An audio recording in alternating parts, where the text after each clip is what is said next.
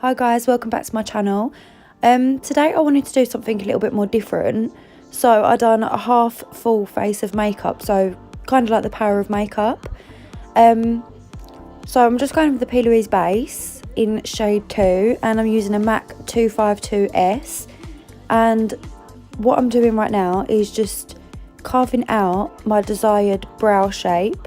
I always bring it down about a millimetre lower than actually where the brow hairs are, so that I don't catch any of the brows, so that the base underneath doesn't look like mucky with hair, and also just to make the brow look a lot fluffier and more natural, I suppose.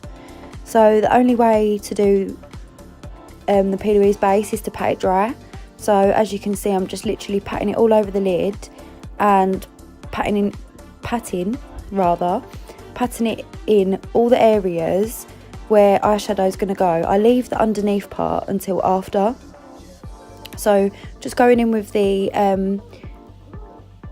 Barry M brow kit. I think this is in shade medium to dark, and I'm just going in using that little brush that comes with it. It's literally amazing. It's tiny. The only thing about it is it's so small, but I think it's really precise and it's really nice.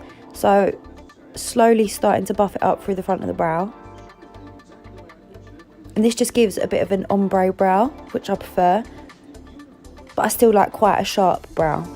I'm not one for who wants like a really fluffy, unstructured brow. I do like it to be quite intense.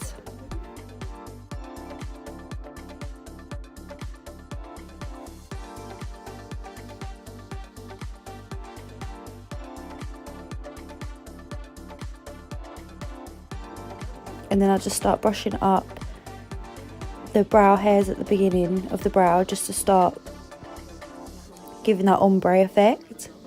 So I'm just going in with the Stacey Marie Be Perfect Carnival palette, and I'm going in with the green shade, and I'm just patting it in to the crease, kind of like making out my shape of the eye that I want to begin with, because we do start making it higher and higher and higher so that the darkest shade is in the crease.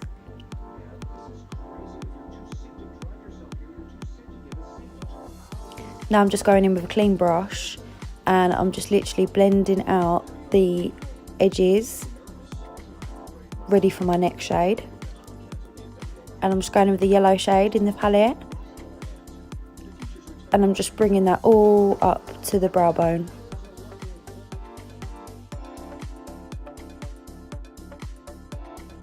I like to bring all of my colours as high as possible so that every shade pops through the blend. So now I'm just going back in with the green just to intensify that crease a little bit more, and you can see that I'm slowly starting to bring it up a little bit higher, so you're just teasing it into the yellow shade.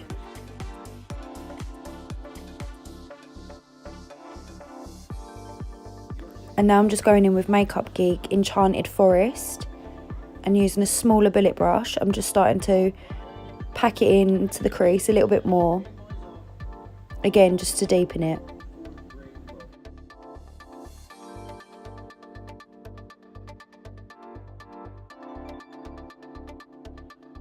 And then I'm just going to add a tiny little bit of black, just because I started to realise that it wasn't darkening up as much as I wanted it to.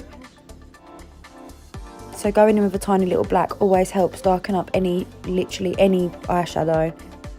And it doesn't have to be as black. You can just literally add it in to a little shade and it will just make it a little bit more darker.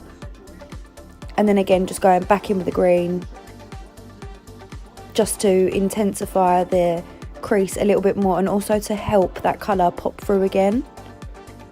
And then back in with the yellow. So when I cut my crease, I like to slowly stamp it on using literally the tip of the brush. This is why I love this brush. It's still, again, the MAC 252S. And then again with the P. Louise base, you just literally pat it over so that it's kind of like dry. It doesn't ever dry. It goes a bit tacky, but so it's ready for your next shade.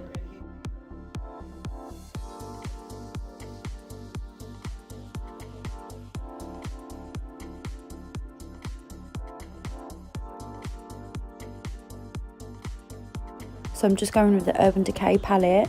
I love all the shimmers in here.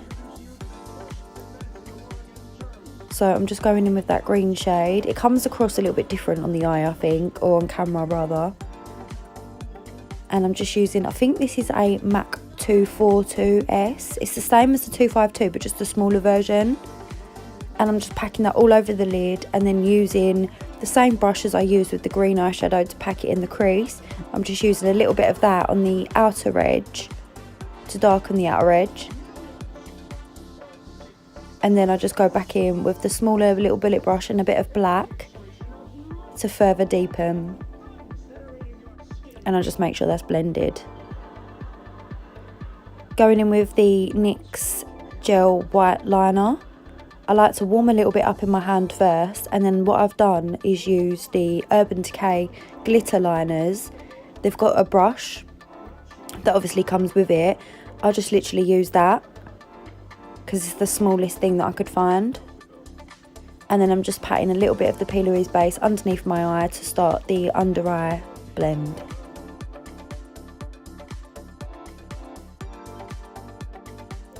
So what goes up must come down. So I'm just starting with the green shade, and then I'm going to go further in with the yellow shade to blend that out.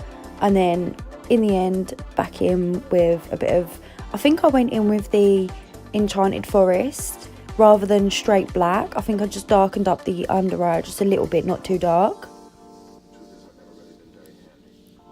I did kind of cover this part up, and I'm really sorry. So going in with the Love Cocoa lashes. These are literally my favourite lashes at the minute. They're the Sky style and amazing. So dramatic, and I love them. Going in the Maybelline Fit Me foundation. I love this foundation for every day. I thought I'd use it in this video for the simple fact is that I love the colour and makes me look really tanned. I'm fully aware that that is not my shade, but don't like to be pale. But look how seamless it goes on. And I'm using the Real Techniques buffer brush. I think it's called buffing brush, but either way. So using the Fit Me concealer in shade 30. I like to double up on my concealer sometimes because I've actually got bags, and the only way to get rid of this is to conceal it for me twice. And I'm just blending that out using a damp beauty blender. I use a smaller brush to get closer to all the little areas so that the blender wouldn't have touched the eyebrow hair, and the same for the under eye, like I'm showing you now. It wouldn't touch the eyeshadow, so it wouldn't interfere with anything.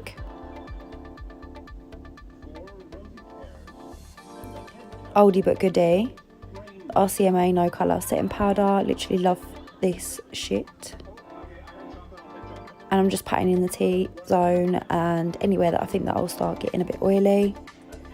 Going in the MAC Mineralised Skin Finish in Dark Tan. Again, another favourite of mine. I don't think I can literally find, apart from the Doll Beauty bronzers that have recently come out, I cannot find another bronzer that I like more than the MAC Mineralised Skin Finishes. They're amazing. Do not forget your neck. MAC Gingerly Blush, another favourite. And how amazing is this highlighter, please? I cannot find another highlighter as amazing as Doll Beauty. This one is Pretty Little Glow. So it was the limited edition one that was sold at Pretty Little Thing. I'm not sure if they still do it, but it's amazing as like a blush highlight. And I just like to pop it all in the areas where the light sort of hits my face. I am using a ring light. And Control Freak by NYX, just to go through my eyebrows, and a little bit of mascara at top and bottom. I always wipe my lips before Cork Lip Pencil by MAC. Just creates a new like blank canvas again.